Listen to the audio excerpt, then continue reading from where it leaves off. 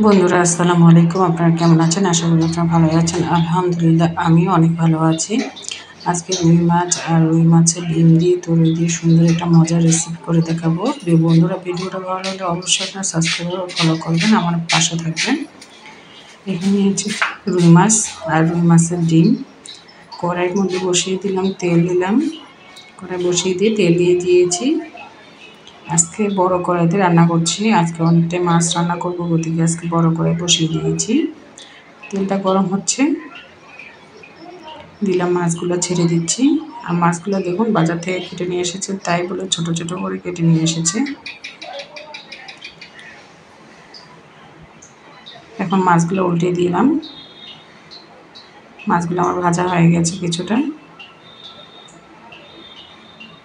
মাছগুলো সব তুলে নেব।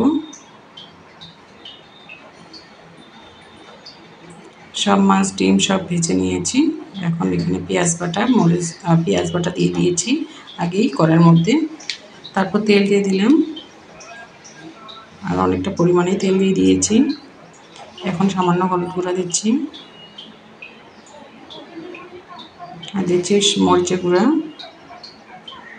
দিয়ে ভালোভাবে একটু ভেজে নেব।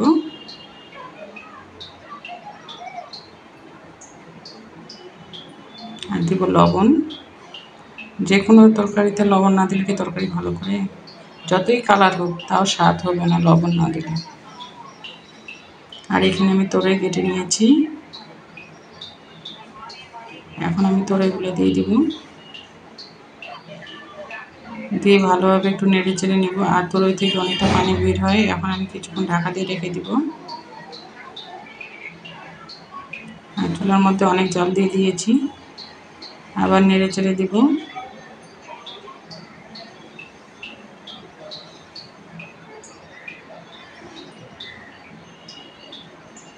এখন আমি একটু ঝোল করার জন্য পানি দিয়ে দিলাম।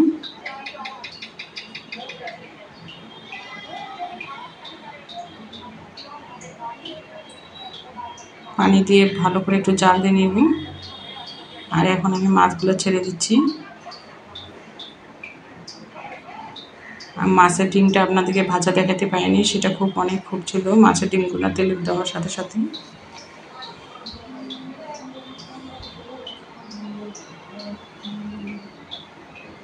এখন আমি ভালো করে একটু জাল দিয়ে নেব। আর উপরে দিলাম ভাজা জিরা গুঁড়া,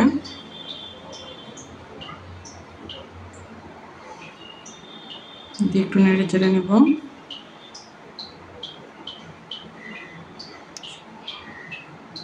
ঝাল লবণ সব একবারে ঠিকঠাক ছিল।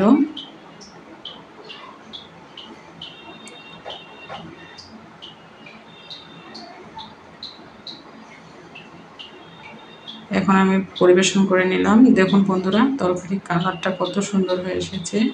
মরিচ গুঁড়া দিয়ে রান্না করেছি তাই বলে।